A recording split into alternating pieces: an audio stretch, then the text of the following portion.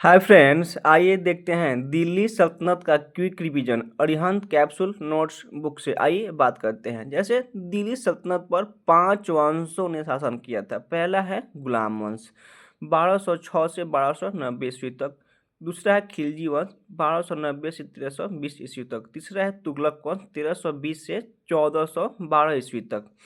फिर चौथा है सैयद वंश 1414 से 50 ईस्वी तक। फिर लास्ट है लोधी वंश 1451 से 1526 तक। ठीक, आइए बात करते हैं गुलाम वंश के बारे में। पहला वंश गुलाम वंश। गुलाम वंश का अन्य नाम है ममलुक वंश, इलबरी वंश। इसके संस्थापक थे कुतुबुद्दीन ऐबक।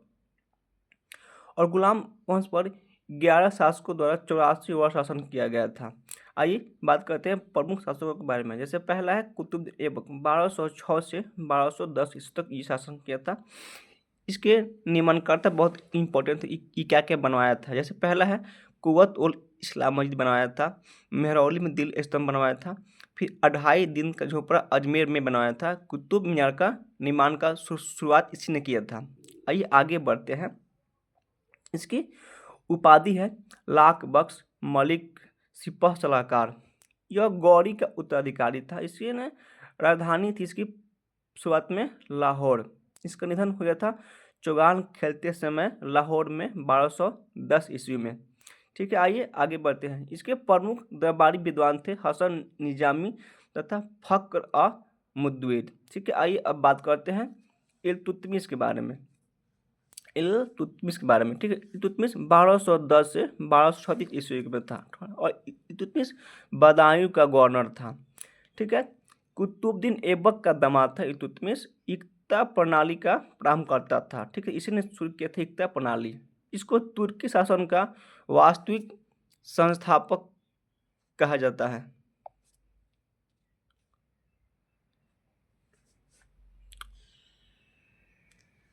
इसने इल्तुतमिश ने राजधानी दिल्ली स्थानांतरित किया था। लाहौर से दिल्ली लिया था कौन? इल्तुतमिश ने। इसका उपाधि है सुल्तान ए आजम। 1225 से में ये बंगाल विद्रोह का दमन किया था। कुतुब मीनार की ऊंचाई 73 मीटर को इसने पूर्ण करवाया था। उत्तराधिकारी इसकी रजिया सुल्तान थी। इल्तुतमिश के मकबरे का निर्माण 1258 ईस्वी में हुआ था। अपने पुत्र के नासरुद्दीन की याद में इसने सुल्तान गढ़ी के मकबरे का निर्माण करवाया था। किसने? इल्तुतमिश ने। ठीक है, और इसको वजीर निजाम अल उल मुल्क जुनैदी कहते हैं। ठीक है, इसका उपाधि था 40 अमीरों के दल का गठन तुर्कान चहन का गठन किया था। चांदी का टंका व तांबे के जीतल का निर्माण करवाया था। पहला तुर्क शासक जिसने शुद्ध अरबी सिक्के चलवाए इल्तुतमिश ही था। अब आगे बात करते हैं रजिया सुल्तान के बारे में। रजिया सुल्तान 1236 से 1240 ईस्वी तक। ठीक है, मध्यकालीन भारत की प्रथम मुस्लिम शासिका थी और ये इल्तुतमिश की पुत्री थी। रजिया ने पर्दा त्याग कर कुआ कोट व कुल्हा टोपी अपनाई। वजीर निजाम उल मुल्क जुनैदी इसका विरोधी था। ठीक है, इसका साथी याकूत खां अबिसिनियाई शासक था। भटिंडा के गवर्नर अल्तुनिया द्वारा विद्रोह किया गया था। याकूत की हत्या किया गया और रजिया को बंदी बनाकर विवाह अल्तुनिया से किया गया था। संरक्षण पत्र इसके लेखक थे मिनहाज अल सिराज। पुस्तक तबकात इतासित। ये बहुत इंपॉर्टेंट किताब है कि मिनहाज अल सिराज के लेखक कौन है। पुस्तक तबकात इतासित बार बार एग्जाम में रिपीट हो चुका है और आता रहेगा। आइए आगे बात करते हैं बलबन के बारे में। अब बलबन का शासनकाल 1266 से 1286 तक है। सुल्तान नासरुद्दीन महमूद के नायब के रूप में इसने कार्य किया था। इसका उपाधि था उल्गू खां। उल्गू खां जिले इलाही ईश्वर का प्रतिबिंब। जिले इलाही का अर्थ होता है ईश्वर का प्रतिबिंब। इसका बलबन का जाति था इलबरी तुर्क। इसका वंशज ईरानी शहंशाह अफरसियाब का वंशज था। स्वयं द्वारा इसने घोषणा किया था कि मैं इस वंश का हूँ। इसका सिद्धांत है राजत्व सिद्धांत। इसका प्रतिपादक बलबन नहीं किया था। सिजदा एवं पैबोस प्रथा का प्रचलन करता बलबन ही था। ईरानी त्यौहार नौरोज का प्रारंभकर्ता यही था। ठीक है, इसने आइए बात करते हैं बलबन की न्याय व्यवस्था के बारे में। सुल्तान स्वयं न्यायकर्ता स्वयं था। रक्त एवं लौह की नीति का प्रारंभ इसने किया था बलबन ने। इसका सैन्य संगठन तब बात करते हैं तुर्कान ए चहलगानी चालिसा दल की समाप्ति। गुप्तचर प्रणाली का प्रारंभ करता था, गुप्तचर को बरीद कहा। इन्होंने बलबन ने गुप्तचर को क्या कहा? बरीद कहा। केंद्रीकृत सेना का गठन किया था बलबन ने। सैन्य विभाग दीवान ए अर्ज की स्थापना किया था, अधिकारी दीवान ए अर्ज था। ये सब इंपॉर्टेंट है, एग्जाम में बार बार रिपीट होता है। आइए अब बात करते हैं क्यूमर्स के बारे में। 1290 ईस्वी में जो गुलाम वंश का अंतिम शासक था, जलालुद्दीन का संरक्षक बना, सुल्तान की हत्या कर दिया इसने, नए राजवंश की स्थापना खिलजी वंश की। ठीक है, आइए आगे बात करते हैं खिलजी वंश के बारे में। खिलजी वंश 1290 से 1320 ईस्वी तक था। ठीक है, जलालुद्दीन फिरोज खिलजी 1290 से 1296 ईस्वी तक था। इसने अपनी राजधानी किलोखड़ी बनाया। किलोखड़ी कहाँ पड़ता है? दिल्ली में पड़ता है। इसका उपाधि था शाइस्ता खां कैकुबाद द्वारा दिया गया था। ठीक है, तो इसको शाइस्ता खां की उपाधि कौन दिया था? कैकुबाद, जलालुद्दीन फिरोज खिलजी को। ठीक है, और ये खिलजी वंश का संस्थापक था। इसने सीधी मौला की मृत्युदंड की सजा सुनाई थी। एगो फकीर था, कहाँ का था? ईरान का था, फकीर था। बलबन की रक्त एवं लौह नीति का परित्याग किया था। किसने? खिलजी ने किया था, जलालुद्दीन खिलजी ने। क्लीमेंसी जलालुद्दीन भी कहा जाता है। क्लीमेंसी, इसको क्लीमेंसी मतलब दयावान होता है, जलालुद्दीन भी कहा जाता है। ठीक है, आइए आगे बढ़ते हैं अब अलाउद्दीन खिलजी के बारे में, जो 1296 से 1316 ईस्वी तक था। इसका उपाधि सिकंदर एहसान, यानी इसको द्वितीय सिकंदर कहा गया है। तो इस क्वेश्चन रिपीट करते होता है एग्जाम में कि द्वितीय सिकंदर किसको कहा गया है? तो अलाउद्दीन खिलजी को। अलाउद्दीन खिलजी का आरंभिक नाम अली गुरसाब था। ठीक है, इसका आरंभिक नाम क्या था? अली गुरसाब था। इसने धर्म पर राज्य के नियंत्रण की स्थापना किया था। किसने? अलाउद्दीन खिलजी ने। अलाउद्दीन के मुख्य सेनापति, ठीक है, कौन था? मलिक काफूर। इसको 1000 दिनारी कहा जाता है। इसको मलिक काफूर नाम था। गुजरात अभियान के दौरान नुसरत खां से खरीदा गया था। तो ये क्वेश्चन इंपॉर्टेंट है कि मलिक काफूर को अलाउद्दीन ने कहाँ से खरीदा था? तो गुजरात अभियान से खरीदा था। ठीक है, और किससे? नुसरत खां से खरीदा। ये क्वेश्चन आ चुका है, ठीक है, और आता रहेगा, बार बार रिपीट मारता है। नुसरत खां रणथंभौर अभियान में इसका निधन हो गया था। जो नुसरत खां था उसका रणथंभौर अभियान में क्या हो गया था? निधन हो गया था। आइन उल मुल्क मालवा परमार शासक महलक देव को पराजित किया था। एक आइन उल्क है, ये मालवा के परमार शासक थे, महलक देव को पराजित किया था। किसने? अलाउद्दीन खिलजी ने। जफर खां मंगोल आक्रमण में निधन हो गया था। जफर खां एक मंगोल आक्रमण में ये निधन हो गया था। ये बात करते हैं अमीर खुसरो द्वारा दी गई उपाधियां। जैसे जनता का इसको कहा गया है, इसको जनता का चरवाहा कहा गया है, युग का विजेता कहा गया है, पृथ्वी के शासकों का सुल्तान कहा गया। किसको? अलाउद्दीन खिलजी को। आइए अब आगे बढ़ते हैं।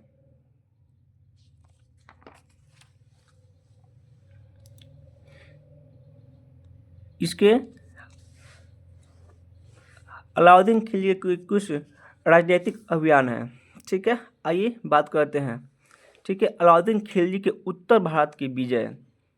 ठीक है, जैसे इसके पहला है, इसने भारत पर आक्रमण कब किया था? अलाउद्दीन खिलजी ने 1299 ईस्वी में किया था। ठीक है, वहाँ का शासक था रायकर्ण और भाग गया। फिर इसने किया था रणथंभौर अभियान 1301 ईस्वी में। वहाँ का शासक कौन था? हमीर देव। वहाँ को इसको क्या किया था? पराजित किया था। फिर किया था चित्तौड़ की विजय 1303 ईस्वी में। इसके शासक थे राणा रतन सिंह अमीर खुसरो के साथ, और मलिक मोहम्मद जैसे की रचना पद्मावत में इसकी चर्चा किया गया। तो चित्तौड़ की विजय का चर्चा किस बुक पर किया गया? किताब है पद्मावत में। इसके लेखक है मलिक मोहम्मद जैसी, उसमें इसमें चर्चा किया गया है। ठीक है, आइए बात करते हैं। इसने गुजरात पर आक्रमण किया था 1299 ईस्वी में, और इसके दरबारी कवि थे अमीर खुसरो। इसके पुस्तक हैं खजान उल फतूह, कवाली के प्रारंभकर्ता थे। अमीर खुसरो। जलोट विजय कब किया था? 1311 ईस्वी में किया था। ठीक है, इस वहाँ के शासक थे कान्हा देव पराजित हुए थे। फिर मरवाड़ अभियान किया था सिवाना में 1308 ईस्वी में। वहाँ के शासक थे शीतल देव पराजित हुए थे। फिर मालवर फिर क्या मालवा का विजय 1305 में किया था। इसको वहाँ के शासक थे मोहलक देव और वहाँ की अधीनता स्वीकार कर ली। आइए अब बात करते हैं अलाउद्दीन की दक्षिण भारत की विजय। ठीक है, जैसे पहला है कि देवगिरी का आक्रमण कब किया था? 1307 ईस्वी में किया था। उसके बाद वहाँ के शासक थे रामचंद्र देव। वहाँ के शासक थे रामचंद्र देव। अलाउद्दीन द्वारा रायन की उपाधि दी गई थी उनको। ठीक है, बात करते हैं अलाउद्दीन द्वारा राज्य। फिर है वारंगल विजय 1309 ईस्वी में। वहाँ के शासक थे प्रताप रुद्र देव। मलिक काफूर को कोहिनूर की प्राप्ति हुई थी वहाँ पर। ठीक है, जब वारंगल विजय किया था अलाउद्दीन खिलजी ने तब। आइए अब बात करते हैं अलाउद्दीन द्वारा राज्य वापस दिया गया था। होयसल द्वारा संबंध 1310 ईस्वी में शासक वीर बलाल तृतीय थे और पांड्य राज की विजय 1311 ईस्वी के तो शासक थे वीर पांड्यन। आइए बात करते हैं अलाउद्दीन के सुधार कार्य के बारे में। ठीक है, जैसे शासन का केंद्रीकरण किया था, जवाबित कानून, धर्मनिरपेक्ष कानून चलाया था। ठीक है, फिर है सैन्य सुधार, अस्थायी सेना की व्यवस्था प्रारंभ की थी, सैनिकों को नगद वेतन की व्यवस्था प्रारंभ किया था, घोड़ों को दागने की प्रथा का प्रारंभ किया था कौन? अलाउद्दीन खिलजी ने। आइए अब बात करते हैं इसके आर्थिक सुधार के बारे में। आर्थिक सुधार, मिल्क राज द्वारा प्रदत्त समाप्ति इनाम दिया था। वक्फ तथा धार्मिक कार्य हेतु प्राप्त भूमि वक्फ। खुद था मुकदम चौधरी की समाप्ति। खुम्स एक लूट का माल होता था जो 1/5 भाग सेना को था और 4/5 भाग राजकोष में जमा हो जाता था। भूमि की माप की बोला था मसाहत। इसका अधिकारी था दीवान मुस्तखराज। गैर मुसलमानों पर लगने वाला कर, जजिया कर, खराज, भूमि कर, घड़ी कर, गृह कर था, एक चौड़ीगढ़ चरागार कर था। आइए अब बात करते हैं बाजार नियंत्रण की नीति के बारे में अलाउद्दीन खिलजी के। खाद्य एवं वस्तुओं से संबंधित बाजार मंडी थी, वस्त्र बाजार सराय अदल था, घोड़ों, भेड़ों, बकरियों व गुलामों का बाजार न लगता था। बाजार नियंत्रण अधिकारी बरीद एवं मंडी बाजार निरीक्षक था। इसको मुनहिन या गुप्तचर कहा गया है। शाहना एवं मंडी को बाजार का अधीक्षक था, इसको राय परवाना कहा गया है। दीवान रियासत एक बाजार नियंत्रक था, इसको सराय अदल का अधिकारी कहा गया है। ये सब इम्पोर्टेंट है, आता है एग्जाम में। अलाउद्दीन की मंत्री परिषद, दीवान वजारत, एक वजीर मुख्यमंत्री थी, दीवान रियासत एक विदेश विभाग था, दीवान शाही आदेश का पालन था और दीवान आरिश सैन्य मंत्री थे। आइए अब आगे बात करते हैं तुगलक वंश के बारे में। दिल्ली सल्तनत के सर्वाधिक सबसे ज़्यादा दिल्ली वंश पर सबसे ज़्यादा वर्षों तक शासन करने वाला राजवंश तुगलक वंश था। इसके प्रमुख शासक हैं गयासुद्दीन तुगलक 1320 से 1325, फिर उसके बाद मोहम्मद बिन तुगलक 1325 से 1351 ईस्वी में, फिरोज शाह तुगलक 1351 से 1388 ईस्वी में, परवर्ती तुगलक शासक 1388 से 1412 ईस्वी में। ठीक है, आइए अब आगे बात करते हैं गयासुद्दीन तुगलक के बारे में। इसके संस्थापक थे गयासुद्दीन तुगलक, संस्थापक थे तुगलक वंश के और निर्माण इसने किया था तुगलक का बाद का। और गयासुद्दीन तुगलक का सैन्य अभियान है बंगाल पर आक्रमण 1324 ईस्वी में किए थे। कर्नाटी वंश का मिथिला शासक थे हरि सिंह देव की पराजय हुई थी। अमीरों के साथ सुलह की नीति का अनुसरण किया था। इसके उपाधि थी गाजी के। सुधार, खुद मुकद्दम चौधरी के अधिकारों की वापसी, शराब उत्पादन एवं बिक्री पर पूर्ण प्रतिबंध लगाए थे। शेख निजामुद्दीन औलिया से संबंध अच्छे नहीं थे। मोहम्मद बिन तुगलक बेगमपुरी मस्जिद निर्माण जहांपनाह। आइए बात करते हैं मोहम्मद बिन तुगलक के बारे में। बेगमपुरी मस्जिद निर्माण जहांपनाह ने किया था। देखिएगा, एक बेगमपुरी मस्जिद, इसका निर्माण किसने किया था? जहांपनाह ने किया था। इसकी इसकी उपाधि है अमीर उल मोमिनीन, जौना खां, उल खां। तो इस तीनों किसका उपाधि? मोहम्मद बिन तुगलक का उपाधि है। ठीक है, तो बहुत इंपॉर्टेंट है। ठीक है, आ चुका है। इसका उपनाम था अब्दुल मुजाहिद। इसका स्रोत, इसका जानकारी कहाँ से मिलता है? तो जियाउद्दीन बर्नी ने लिखे हैं तारीख फिरोज शाही, यहाँ से जानकारी मिलता है। और इब्न बतूता के किताबुल अहला से मिलता है जानकारी, इस पुस्तक है। ठीक है, सुल्तान द्वारा दिल्ली का काजी नियुक्त किया गया था 1333 ईस्वी में। ठीक है, और 1342 में दूत बनाकर चीन भेजा। आइए अब आगे बात करते हैं। अजमेर के दरगाह की यात्रा करने वाला प्रथम सुल्तान यही था। अजमेर के दरगाह की यात्रा करने वाला प्रथम सुल्तान कौन था? मोहम्मद बिन तुगलक था। ठीक है, फिर होली में भाग लेने वाला प्रथम सुल्तान यही था। जैन संत जम्बूजी को भूमि दान दिया था यही मोहम्मद बिन तुगलक ने। अपने सिक्कों पर अब्बासी खलीफा मिस्र का नाम लिखवाया किसने? यही मोहम्मद बिन तुगलक ने। सती प्रथा को रोकने का प्रयास किया था मोहम्मद बिन तुगलक ने। आइए अब बात करते हैं मोहम्मद बिन तुगलक के सुधार। इसने दोआब कर में क्या किया? वृद्धि किया, 10 गुना से 20 गुना तक किया। इसने राजधानी क्या किया? परिवर्तन किया था, दिल्ली से देवगिरी लाया था योजना, लेकिन ये असफल रहा था, लेकिन पूर्ण दिल्ली राजधानी बनाया था। फिर है खुरासान अभियान, आंशिक विजय अधीनता की स्वीकारोक्ति थी, शासक तो वहाँ का अबू सैयद। जब मोहम्मद बिन तुगलक ने खुरासान अभियान किया तो वहाँ का शासक कौन था? अबू सैयद था। फिर है कराची अभियान, मोहम्मद बिन तुगलक की अधिक हानि अभियान विफल हो गई थी। इसने सांकेतिक मुद्रा का प्रचलन किया था, मुद्रा तांबे एवं कांसा का योजना विफल रहा था, जाली सिक्कों को रोकने की व्यवस्था नहीं, सांकेतिक मुद्रा में जनता को विश्वास नहीं था, तो इसने यह सब सुधार किए थे। आइए अब आगे बात करते हैं। बस अब ये थोड़ा सा लास्ट है, इतना ही इस बुक में है दिल्ली सल्तनत के बारे में। ठीक है, आइए बात करते हैं फिरोज शाह तुगलक के बारे में। स्रोत तारीख है फिरोज शाही, शम्स ए सिराज अफीफ। ठीक है, 1351 ईस्वी में इसका राज्यारोहण हुआ था। इसका शासनकाल में तैमूर का आगमन 1398 ईस्वी में हुआ था। ठीक है, इलियट व एलिफेंस्टा ने फिरोज को सल्तनत युग का अकबर कहा था। तो ये इंपॉर्टेंट है कि इलियट व एलिफेंस्टा ने फिरोज को सल्तनत युग का अकबर किसको कहा जाता है? तो फिरोज शाह तुगलक को कहा जाता है। ठीक है, अब कर व्यवस्था क्या था? इसने ब्राह्मणों पर जरिया कर लगाया था। तो ये बहुत इंपॉर्टेंट है कि ब्राह्मणों पर जरिया कर कौन लगाया था? तो फिरोज शाह तुगलक ने लगाया था। एक हक ए सर्व, एक सिंचाई कर का शुरुआत किया था फिरोज शाह तुगलक ने। फिर भू राजस्व को 1/5 से 1/3 किया था किसने? फिरोज शाह तुगलक ने। आइए अब बात करते हैं इसके कुछ लोक कल्याणकारी कार्य हैं। किसानों के तकाबीन की माफ़ी किया था, रोजगार ब्यूरो की स्थापना किया था, सैनिक एवं असैनिक पदों का वंशानुगत किया था, स्त्रियों के बाजार जाने पर प्रतिबंध लगाया था, लोक निर्माण विभाग की स्थापना किसने किया था? फिरोज शाह तुगलक ने। तो इंपॉर्टेंट है, क्वेश्चन आ चुका है। ठीक है, कि लोक निर्माण विभाग की स्थापना किसने किया था? फिरोज शाह तुगलक ने किया था।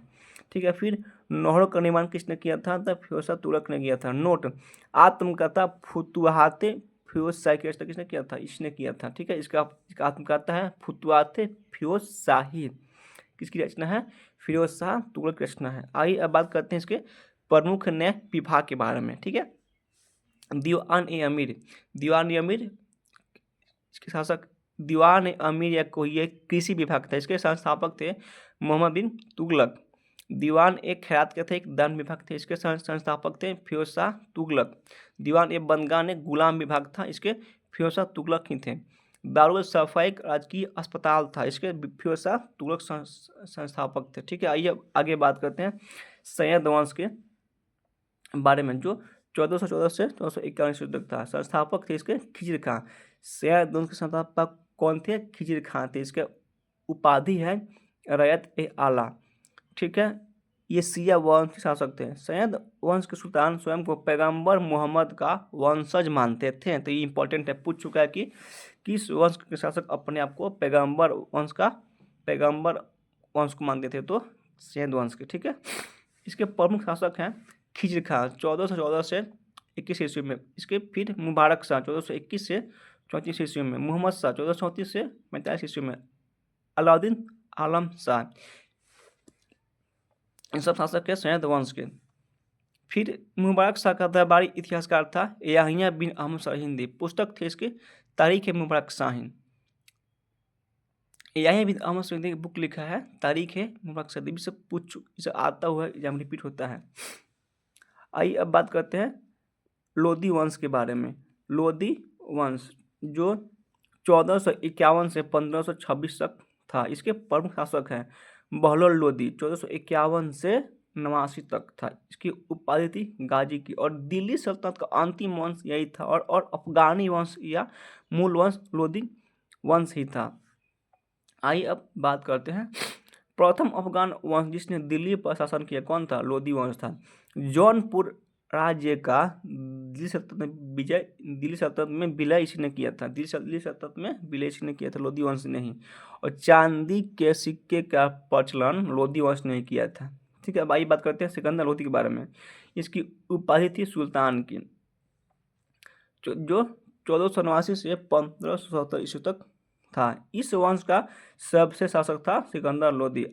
इसने आगरा का निर्माण 1504 ईस्वी में किया था। और इसकी राजधानी थी 1506 ईस्वी में अपने बनाया था आगरा को राजधानी 1506 ईस्वी में। माप की इकाई इसे शुरू किया था गज ए सिकंदरी 30 इंच था। स्त्रियों के बया जने पर इसमें प्रतिबंध लगाया था। हिंदुओं पर पुनः जजिया कर लगाया इसी ने। संगीत ग्रंथ लज्जत ए सिकंदर शाही की रचना नाजिम अहमद द्वारा किया गया था। गुलरुखी नाम से फारसी कविताएं लिखता था। कौन? सिकंदर लोदी। अब भाई बात करते हैं इब्राहिम लोदी जो 1517 से 26 ईस्वी तक था। लोदी वंश का अंतिम शासक था। 2 बार राज्याभिषेक हुआ। पानीपत के प्रथम युद्ध 21 अप्रैल 1526 को हुआ था। फिर बाबर मुगल सम्राट था, इब्राहिम लोदी को शासक था। फिर पराजित हो गया था इब्राहिम लोदी और युद्ध भूमि में वीरगति को प्राप्त हुआ। तो ये रहा अरिहंत कैप्सूल नोट्स का दिल्ली सल्तनत बुक का रिवीजन। तो मिलते हैं नेक्स्ट वीडियो में, तब तक आप रिवीजन कीजिए और अपनी तैयारी में 4 चरण लगाइए। मिलते हैं नेक्स्ट वीडियो में।